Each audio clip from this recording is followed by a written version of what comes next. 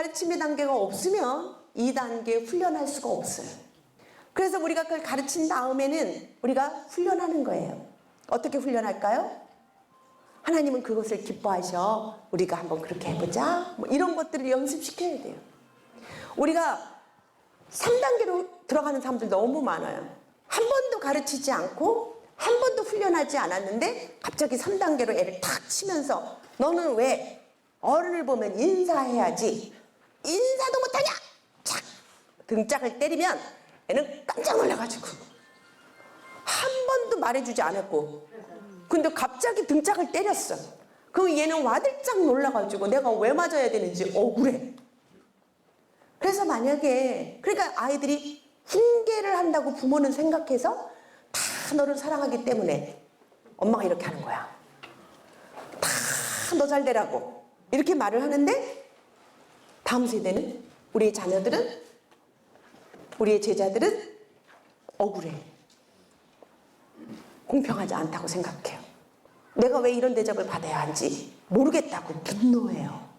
그래서 사랑을 전달하는 방법도 단계가 있어야 된다. 1단계는 뭐예요? 가르침의 단계.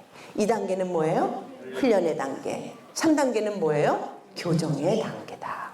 예수님도 그렇게 하셨잖아요. 예수님 가르침의 단계 어느 곳이나 광야나 잔치집이나 같이 다니시고 말했어요. 그 다음에 훈련으로 들어가서는 둘씩 짝져서 둘씩 가게 하고 어떻게 해라. 전도하는 법도 가르쳐 주시고 안 됐을 때는 교정하는 거죠. 상과 벌이 있어요. 그래서 우리는 인생이 다름쥐 같아서 상 주시는 분은 오직 한 분이시고 결국 우리의 행위에 따라 하나님 우리에게 멸류관을 주실 거니까 그게 보상이고 그리고 그렇게 하지 않을 때 심판이 있을 것을 이미 성경에도 나와 있어요. 그러니까 그 방법들을 자녀들에게 양육할 때도 써야 되는 거죠. 1단계, 2단계, 3단계.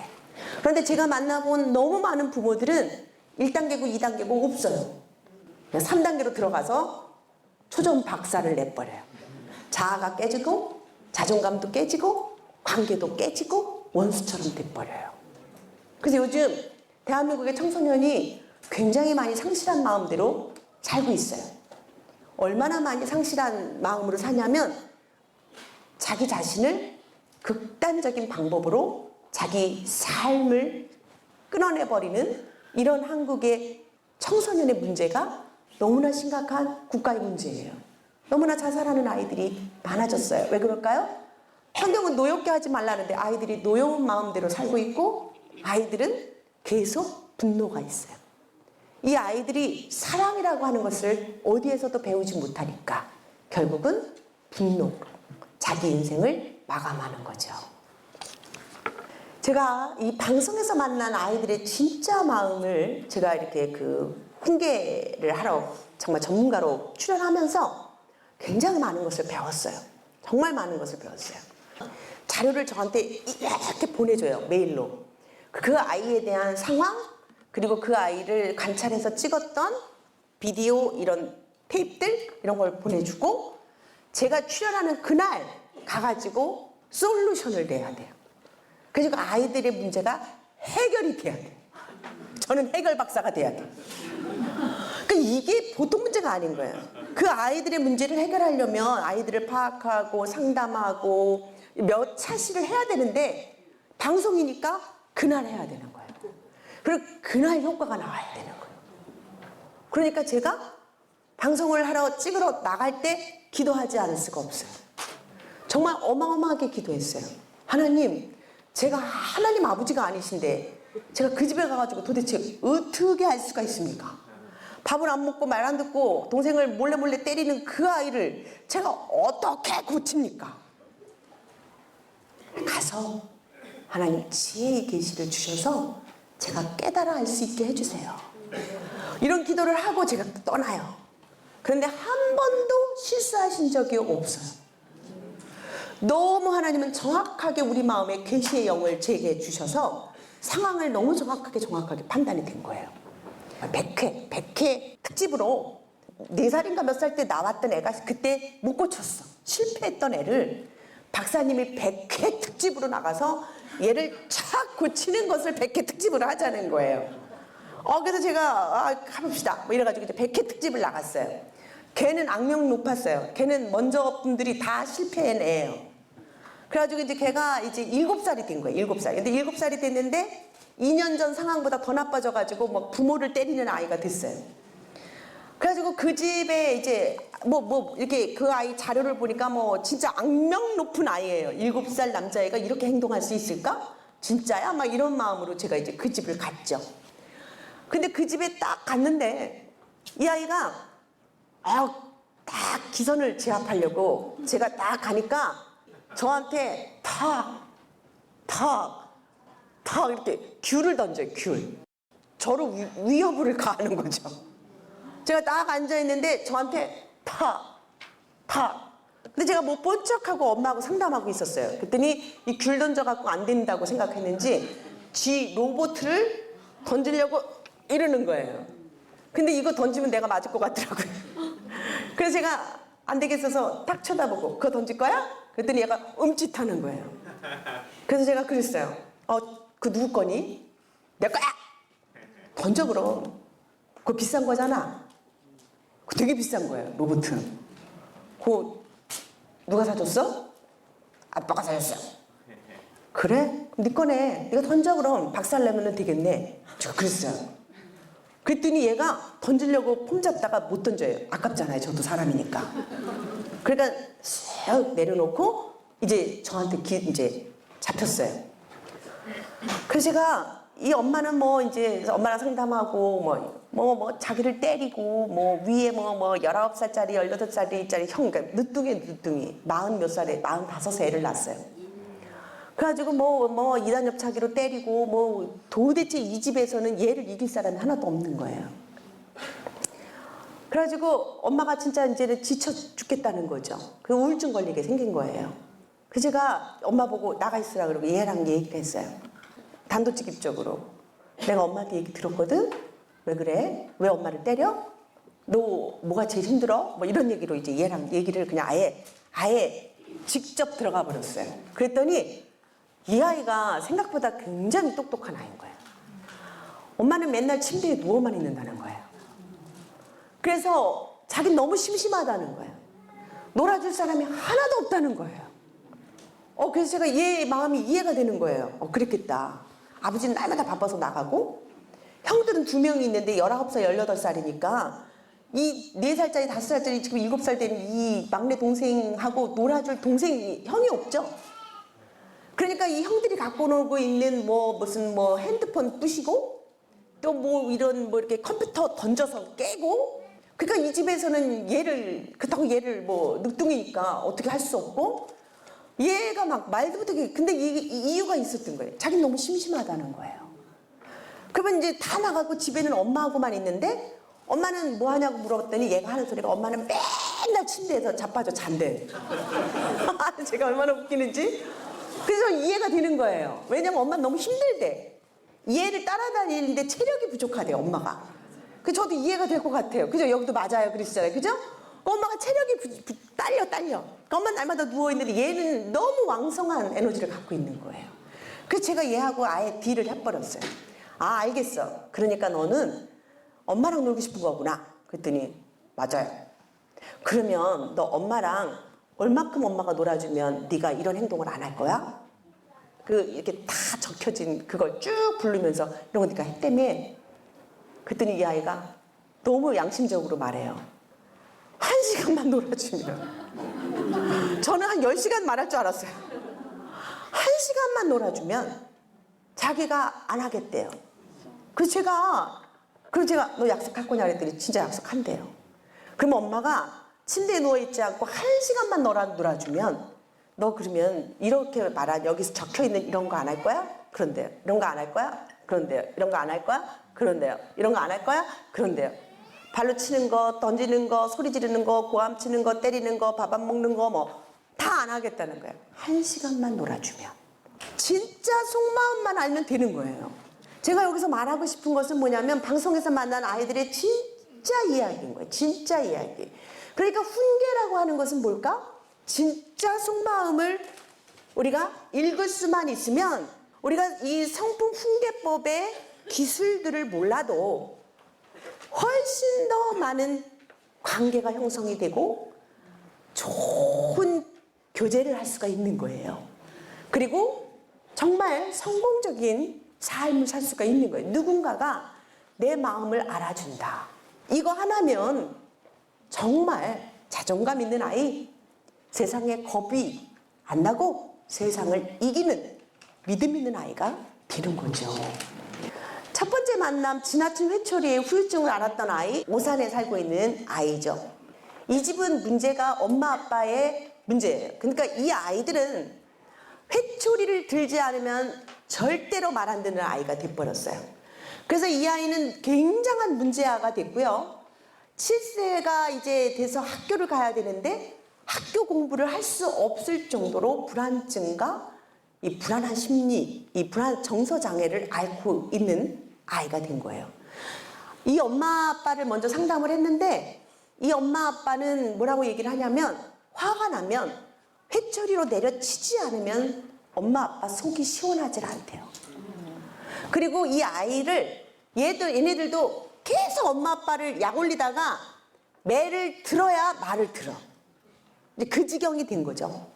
이 형제를 데리고 정말 사람들 많은 그런 그 쇼핑몰에 가서 엄마 아빠가 이렇게 안 보이게 사라지게 했더니 7살 아이로는 할 수 없는 애기 짓을 하는 거예요. 불안하고 그러니까 그렇게 문제 행동은 그렇게 크게 하는데 이 심정은 굉장히 불안하고 심리가 불안한 아이가 돼서 가만히 앉아서 학습을 할 수 없는 애가 돼버렸어요. 그러니까 얘가 굉장히 정상적인 아이로 태어났는데 정신지체 3급이 됐어요. 지능이 75가 나왔어요. 굉장히, 왜냐면 이 정서가요, 인지 능력까지 연결되는 거 아시죠? 그래서 이 아이들의 인지가 발달하려면 이 심령이 단단하고 안정적이어야 돼요. 그래서 긍정심리학자들이 연구를 했는데 긍정적인 정서를 갖고 있는 애들이 인지 능력이 높은 거라는 거죠. 창의성도 높은 거예요. 그러니까 이 아이가 이 긍정적인 정서가 아닌 부정의 정서로 가득 차 있을 때 이 아이는 지능이 떨어진 아이가 되는 거예요. 이게. 제가 이 집의 문제를 어떻게 처리를 했을까요? 엄마 아빠를 성품을 가르쳤어요. 여러분 신문 나눠드렸죠? 뒷페이지를 보면 저희 정의가 있죠? 저희는 이것을 15년 동안 태아교육서부터 성품 노인 교육까지 12가지 기둥으로 모든 연령에 맞게 성품 교육과 교재들 프로그램들을 개발한 거죠. 그런데 중요한 것은 이 정의가 똑같아요. 그런데 영유아는 정의가 달라요. 그래서 저희가 정의 1, 정의 2. 근데 여기 실려 있는 건 정의 2예요. 자, 여기서 요 집에 제가 그 부모들을, 애들의 문제가 아니에요. 이 집은 엄마 아빠가 때리지 않게 하는 게 중요한 거예요. 회초리 안 들고 훈계하는 방법을 가르쳐 주는 게 시급했어요. 그랬더니 엄마 아빠가 이렇게 말하는 거예요. 본인들 엄마랑 아빠랑 둘 다 똑같이 화가 나면 참을 수가 없대요. 그래서 화가 나는 그 상태를 참는 방법을 모르겠다는 거예요. 그래서 제가 가르쳐 줬어요. 절제의 성품을 가르쳐 줬어요. 절제. 여러분 읽어요 한번. 절제란 시작. 내가 하고 싶은 대로 하지 않고 꼭 해야 할 일을 하는 것. 이거 가르쳐 줬어요. 그래서 1-3-10 공식을 가르쳐 줬어요. 절제란 부모가 된다는 것은 절제의 성품이 있어야 된다. 부모가 자식을 키우면서 화가 난다고 화를 버럭버럭 내고 때리고 아이를 내가 하고 싶은 대로 다 하면 애들은 다 망가진다. 부모는 내가 하고 싶은 대로 하지 않고 꼭 해야 할 일을 선택하는 거다. 오늘부터 화가 난다고 회초리를 잡는 것을 버려라. 회초리를 우리가 없앴어요. 그랬더니 부모들이 그러면 그 다음에 뭐를 해야 되냐요. 화나면 회초리부터 들었는데 이제부터 뭘 해야 되냐요. 그래서 제가 가르쳐 준 게 뭐냐면 저희 좋은 나무 성품학교에서 가르치는 1-3-10 공식을 가르쳐 줬어요. 가르쳐 드릴까요? 네. 아주 눈 깜짝할 사이에 고쳤어요. 그것도 1 하면 절제하고 외치는 거예요. 여러분 우리가 이 부모가 화가 나는데 못 참는 이유는 이것도 습관이에요. 분노를 다스리지 못했던 습관. 크리스찬들이 사람들이요, 은혜 받고 나가서 주차장에서 싸워. 화내는 것을 습관으로 여겨서 그래요. 그래서 우리가 이 몸에 밴 습관을 벗어나야 돼요. 그래서 1 하면 절제하고 외치자고 했어요. 아니면 아예 내 생각을 딱 멈추게, 더 부정적인 행동을 못하도록 절제 외치라는 거죠. 3 하면요, 복식 호흡 3번을 하라는 거죠. 사람의 생각이 행동으로 나기까지 시간이 걸려요. 그런데 이 뇌에서요, 이 시간을 좀 주잖아요. 그러면 이 분노도 조금만 참아보면요, 분노의 열기가 식어버려요. 우리가요, 왜 그렇게 살인이 일어나고 하지 말아야 될 일이 탕 터지냐면요, 이 생각과 행동 사이에 갭을 안 줘서 그래요. 잠깐만 멈추고 우리가 조금만 숨을 쉬어도 뇌가요, 확 돌아버리지 않아요. 그래서 부모가 정말 회초리로 치기 전에 복식 호흡 3번을 하라 그랬어요. 3번. 그리고 열을 쉬라 그랬어요. 1, 2, 3, 4, 5, 6, 7, 8, 9, 10. 열을 세지 못하는 부모는 부모가 아니에요. 열을 세지 못하는 지도자는 지도자가 아니에요. 그래서 우리 뇌에 한 13분 내지 15분의 텀을 두면 뇌가요, 식어요. 열이 식어요. 그리고 이 뇌가 부정의 뇌에서 긍정의 뇌로 옮겨갈 수 있는 타임이 되는 거예요. 자, 우리 한번 해볼까요? 1, 3, 10, 1, 2, 3, 4, 5, 6, 7, 8, 9, 10. 열을 센 다음에 어떻게 말해야 되는지를 생각하고 말하면 훨씬 더 좋은 말을 할 수가 있어요. 문제 행동을 일으킨 애들은 계속 문제를 일으키면서 부모를 컨트롤하거든요. 그러니까 어떤 애들은 착한 행동을 하면서 칭찬받는 게 보상이 됐고요. 이 집 같은 경우는 문제 행동을 일으키는 게 보상이 된 거예요. 관심을 끄는 보상.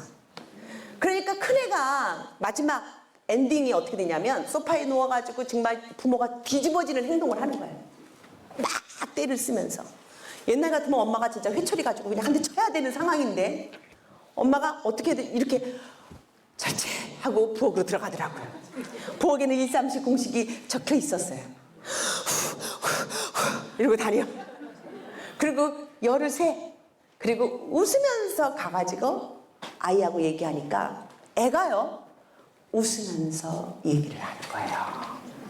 여러분, 아이들의 자아상은 부모의 눈동자 속에 있는 자기 자아상이에요. 부모가 너는 진짜 이러면서 분노의 눈으로 쳐다보잖아요. 아이가 그 부모 안에 있는 눈동자에 있는 자기 모습을 봐요. 죄책감을 가져요. 열등감을 가져요. 나는 쓸모없는 인간이야. 이렇게 돼요. 나는 말 안 들어. 아주 열등감이 있어요. 그런데 부모가 웃으면서 다가가잖아요. 아이들도 웃어요. 그러니까 부모가 웃으면서 자꾸 대해주니까 이 아이도 웃으면서 말해요. 그러면 어떤 아이가 될까요? 웃는 아이가 돼요. 좋은 성품의 아이가 돼요. 하나님은 우리에게 주실 때 화평한 마음을 주세요. 하나님은 분노가 아니에요. 사랑이에요. 하나님은 두려운 마음이 아니에요. 기쁨의 마음이에요. 예수님 부활하시면서 늘 하시는 말씀이 평안하뇨, 평안하뇨, 평안입니다. 우리가 우리 다음 세대를 키울 때 분노가 아니에요. 두려움이 아니에요. 사랑은 두려운 마음을 내어쫓습니다. 그런데 우리는 자꾸 두려움을 줘요. 기독교계에 얼마나 많은 학대가 있는 줄 아세요? 너 이러면 지옥 가. 아니에요. 아이들이 말 안 듣는다고 지옥 가는 거 아니에요. 예수님을 믿지 않으면 지옥 가는 거예요. 하나님 우리를 향하신 하나님의 마음은 무엇일까요? 훈계를 통해서 우리는 하나님의 진짜 마음을 가르쳐 줘야 되는 거예요. 같이 읽을까요? 시작. 여호와의 말씀이니라. 너희를 향한 나의 생각을 내가 아나니 평안이요 재앙이 아니니라. 너희에게 미래와 희망을 주는 것이니라. 아멘. 성품 훈계는 우리 다음 세대에게 하나님이 어떤 분인지를 가르쳐 주는 거예요. 하나님은 우리에게 두려움을 주시는 분이 아니에요. 하나님 우리에게 벌 주시는 분이 아니에요. 벌 줄 수 있어요. 그런데 하나님 우리에게 희망을 주시기 위해서 주시는 벌이에요. 사랑스럽게 주시는 아픔인 거예요. 하나님이 주시는 훈계는 우리를 성장시켜요. 우리를 하나님을 닮게 하세요. 우리가 그것을 어떻게 다음 세대에 알게 할 것이냐, 이것이 우리들의 가장 큰 숙제고 우리들의 사명이고 우리들의 과업이에요. 다음 세대 하나님의 백성들을 요게벳의 마음으로 하나님이 우리를 향한 그 사랑을 가르쳐 주는 거예요. 그들이 쓰러지고 아플 때, 그들이 도둑질하고, 그들이 미운 짓하고, 그들이 넘어질 때 그 상황 속에서 하나님이 어떻게 말씀하시는지를 가르쳐줘서 그 아이들이 그 상황을 통해서 하나님의 사랑과 공의의 성품을 배우게 하는 거예요. 이것이 우리들의 숙제입니다. 그것이 우리들의 사명인 거예요. 그리고 지금도 하나님은 우리에게 말씀하세요. 너는 아니? 내 진짜 마음을. 여러분은 아십니까? 하나님의 진짜 마음을. 우리가 오늘도 하루하루를 살면서 우리가 먼저 알아야 돼요. 하나님의 진짜 마음을. 얼마나 우리를 사랑하시는지, 하나님 얼마나 우리를 아끼시는지, 하나님을 우리를 존재 자체로 사랑하고 계시는 그 놀라운 희망의 마음을 가르쳐 줘야 되는 거예요. 그게 성품 훈계의 목적입니다. 우리는 어느 때부턴가 너무 어른이 되어버려가지고 우리도 하나님의 자녀라는 걸 잊어버리고 사는 거죠. 너무 많이 어른으로, 고독한 어른으로 살아가지 않습니까? 오늘 이 시간은 조용히 아버지라고 불러보세요. 그 아버지를 여러분이 한번 묵상해 보세요.